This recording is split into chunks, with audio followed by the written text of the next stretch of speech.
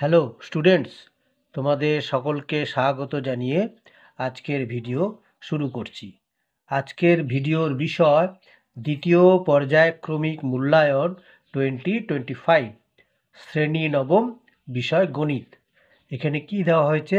সঠিক উত্তরটি নির্বাচন করো।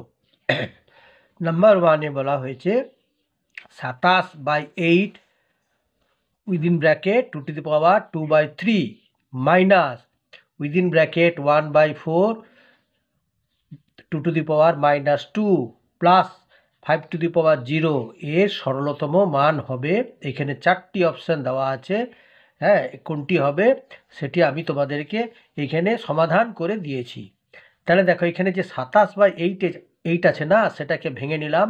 27কে করলাম 3^3 আর 8কে করলাম বাই 2^3।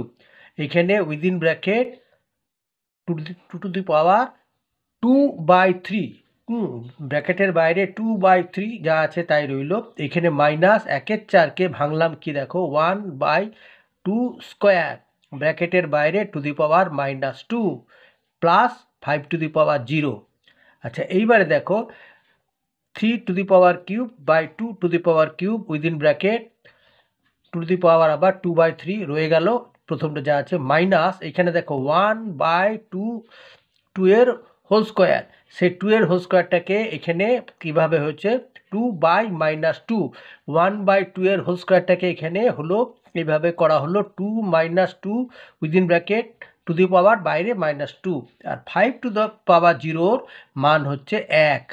এইবারে দ্বিতীয় বন্ধনী দিলাম, দিয়ে এবারে 3^2 একটা ব্র্যাকেটের মধ্যে ঢুকিয়ে তার বাইরে কিউব করলাম, যেমন মানে 3/2 আবার সেকেন্ড ব্র্যাকেট ক্লোজ করে বাইরে 2^2/3 যেটা ছিল সেটা রইল। এবারে মাইনাস, এবারে 2, এই দেখো -2 আর বাইরে ব্র্যাকেটের বাইরে -2 মানে গুণ হয়ে যাবে, তাহলে হলো মাইনাসে মাইনাসে প্লাস, আর 2 2 4 মানে হলো 2^4 প্লাস 1। এইবারে এই যে 3/2, এই তার যে 3 আর বাইরে 3 এর 3 আর 3 কেটে গেল, তাহলে রইল কত 3/2 এর হোল স্কোয়ার, আর মাইনাস 2^4 মানে হলো -16 প্লাস 1।